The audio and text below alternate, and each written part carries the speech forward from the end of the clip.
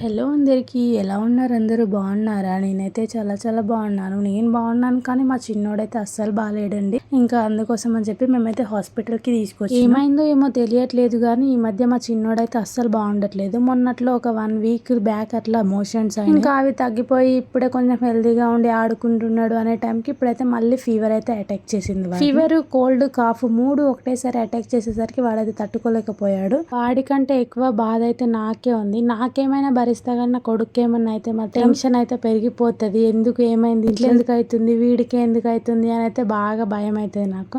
ఇంకా థర్మోమీటర్ పెట్టి చెక్ చేసే వరకు అయితే ఫీవర్ 102 వచ్చింది. గుండె పటాక్స్ మన పేలిపోయింది ఒకటేసారి. ఇంకా వాడేమో మస్తు ఏడ్చుడు. అంటే వాడికి ముందే డాక్టర్స్ అంటే భయం, ఎక్కడ ఇంజెక్షన్ వేస్తారో అని చెప్పేసి భయపడతా ఉంటాడు అన్నట్టు.